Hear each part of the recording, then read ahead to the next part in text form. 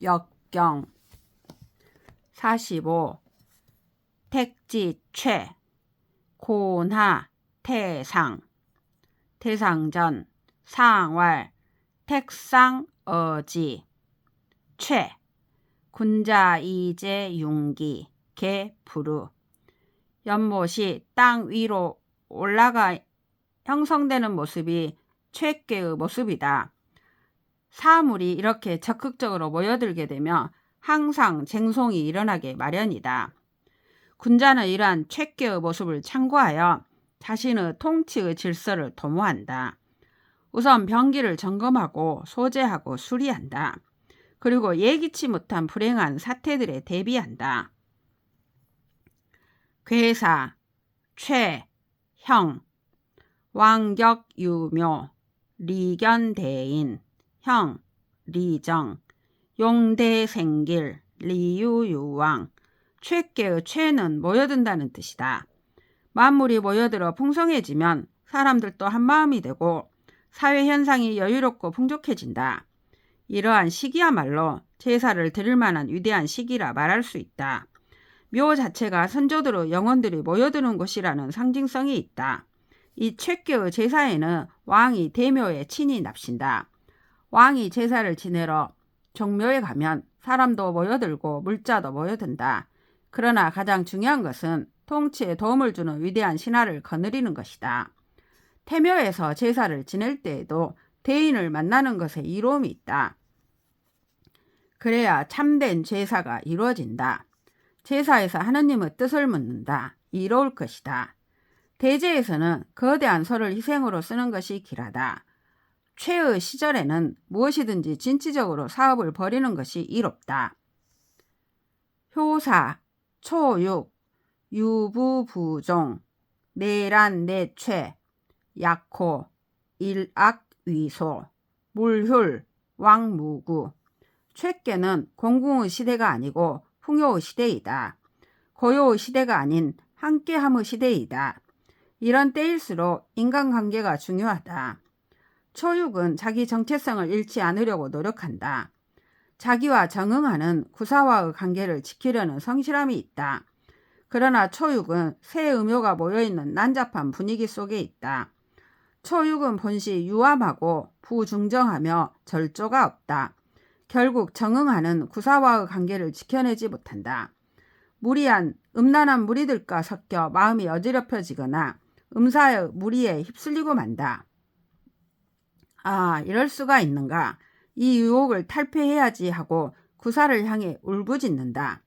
그러면 주변의 음사의 무리들이 비웃는다. 그래, 비웃어 봐라. 나는 너희들의 비웃음을 상관치 않는다. 하고 끝내 정도를 향해 나아가면 허물이 없다. 풍요 시대일수록 절조가 있어야 하고 지조를 지켜야 한다. 정의천의 해석에 의거함. 6.2 인, 길, 무구, 부내리, 용, 약. 6.2는 유순하고 또 중정을 얻고 있으며 9.5의 천자와도 음양 바르게 응하고 있다. 9.5와 6.2의 교감은 만물 생성의 당연한 길을 제시한다. 인, 길이라 하면 양자가 서로를 당기는 것이 기운을 창조한다는 것이다. 허물없이 생생의 길에 참여한다. 서로 당김의 조화는 군주와 신하의 일체감을 상징하며 또 하느님과 인간의 상교를 나타낸다. 인간과 하느님 사이에 성실한 마음의 교감이 있을 때는 아주 간략한 약식의 제사를 지내는 것이 옳다. 냉수 한 그릇으로도 하느님은 응답하실 것이다. 6.3 최여, 차여, 무유리, 왕무구, 소린. 6.3은 음유의 소인, 부중부정하다. 최하려고 하나 최의 가능성이 다 차단된다. 응하는 상육은 같은 음요이기 때문에 감흥이 없다.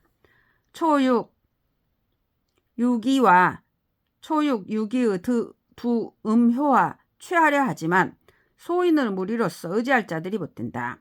6.2는 9.5와 정응관계에 있으므로 6.3 따위는 거들떠보지도 않는다. 가까이 있는 구사는 초육의 상대이다. 육삼의 취하려는 노력은 모두 수포로 돌아간다. 한숨만 나온다. 어떠한 이익도 얻을 수 없다. 최후 보루는 형식적으로 응의 관계에 있는 상륙밖에는 없다. 상륙에게로 용감히 나아간다. 상륙은 택괴의 최상위이며 열의 상징성이 있다. 그는 찾아온 육삼을 유순하게 받아들인다. 따라서 육삼에게 허물은 남지 않는다. 그러나 상륙과 육삼은 모두 음이기 때문에 진정한 최의 교섭은 이루어지지 않는다. 상륙은 위가 없고 가생이로 밀려난 말단의 음요이다. 그러니 육삼에게는 약간의 아쉬움이 남을 수 있다. 진정한 만남을 이루기가 어려운 인간의 실존적 정황을 묘사하고 있다. 구사, 대길, 무구. 상사가 즉 상과 관련된 사건이 없이 점사만 있는 희귀한 예에 속한다. 구사는 양요이며 강강한 재질이 있는 대신이다. 그러나 부중부정하다. 본시 길하다고 말할 수 있는 조건이 없다. 그러나 구사는 부중부정함에도 불구하고 아주 강건한 정도의 천자를 보좌하고 있는 강강의 제목이며 또 아래에 있는 삼음이 모두 이 구사를 따르고 있다. 대중의 정신적 리더로서의 위상이 있다. 대기로 호운을 만나면 허물이 없다. 호운은 인간의 노력의 산물일 수도 있고 인간의 노력을 초월하는 카이로스의 산물일 수도 있다. 9.5. 최유위, 무구, 비부, 원, 영정, 회망. 천하의 인민을 거느리고 또 그들의 신망을 얻고 있는 훌륭한 천자에 관한 이야기이다. 9.5는 천자의 위이며 최계 전체의 주효이다. 중정의 지도자이며 학계의 유기와도 정응하고 있다. 이상적 덕성을 모두 갖추었다. 위대한 지도자는 민중을 품을 수 있어야 한다. 민중을 모으는데 적합한 위를 지니고 있다. 위와 덕을 다 구비하고 있으므로 그 다스림에는 허물이 없다. 비부는 두 가지 해석이 가능하다. 첫째는 구호에게 신복하지 않는 자들이 있다는 것이고 둘째는 구호가 민중에게 믿음을 주지 못하는 상황이 발생할 수 있다는 것이다. 이러한 비부 상황에 대해서는 민중의 리더로서 리더답게 보편적 가치를 구현하는 리더십을 발휘해야 한다는 것이다. 그리고 영원한 주제에 관해 점을 친다. 하느님께 불성실, 불신의 사태가 벌어진 것에 관하여 묻고 반성한다는 뜻이다. 그리하며 후회를 남길 그런 결정이 모두 소멸될 것이다. 천하의 만민이 훌륭한 지도자의 리더십 아래 취하게 되리라. 상육, 제자, 체이, 무구. 역의 특징은 극에 달하면 변한다는 것이다. 최계의 극은 당연히 모든 것이 흐트러지는 형국이다. 상육은 유약하기 그지없고 또 위가 없다. 친구를 모으려고 백방으로 노력하지만 아무도 응해주지 않는다. 그러니 슬플 수밖에 없다. 사람이 모이지 않으면 고독하다. 따돌림을 당한 느낌이다. 제자는 한탄하는 모습이다. 체이는 눈물과 콧물이다. 눈물 흘리고 콧물 흘리며 한탄한다. 이 한탄이 최계의 마지막 장면이다. 슬퍼할 수 있다는 것 자체로 이미 슬프지 않은 종언이다. 상육에게 허물은 없다. 종언일 뿐이다. 막이 내리면 또다시 새로운 국면이 시작된다. 여기에는 비극과 희극이 항상 교체한다. 46. 지풍승, 소나 곤상, 대상전, 상활, 지중생목 승, 군자의 순덕, 적서의 고대. 땅 속에서 나무가 생성하여 높게 자라는 모습이 승계의 모습이다. 군자는 이 괴의 모습을 본받아 덕을 순조롭게 쌓아가고 작은 것을 쌓아서 높고 장대함을 이룬다. 온불교 초기 창립 정신 중의 하나인 이소성대도 이 승계에서 나왔다.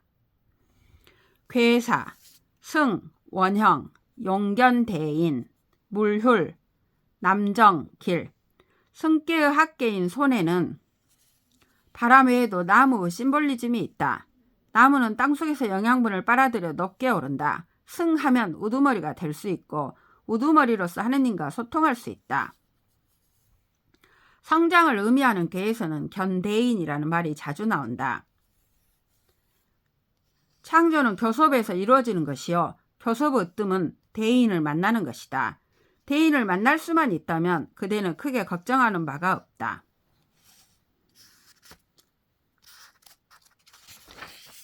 남정이란 미지의 세계를 향한 전진이다.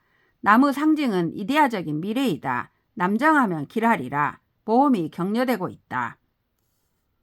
효사, 초육, 윤승, 대길.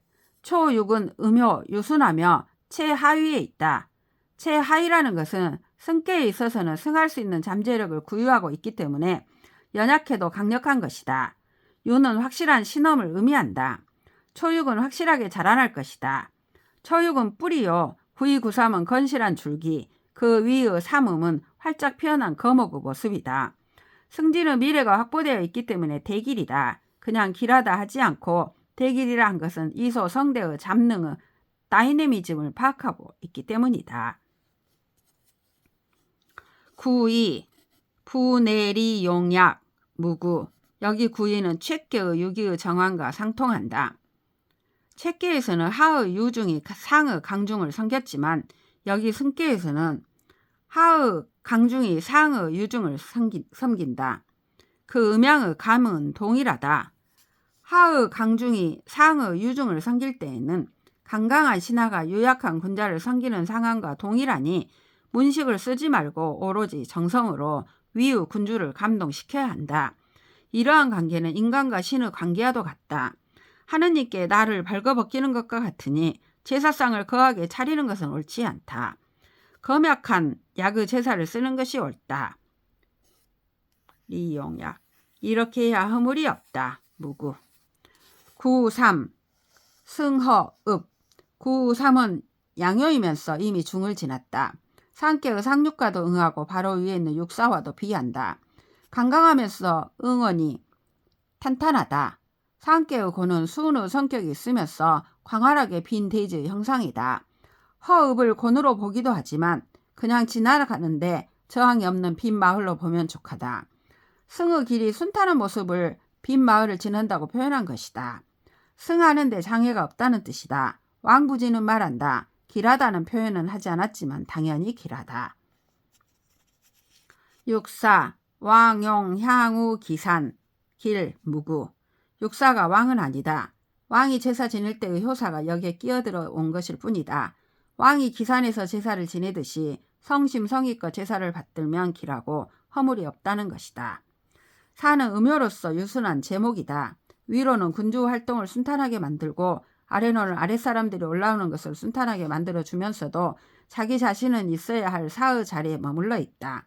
문왕이 이러한 자세로 임하였기 때문에 주나라 왕업이 이루어졌다고 하나 여기 효사를 꼭 문왕의 사례로만 해석할 필요는 없다.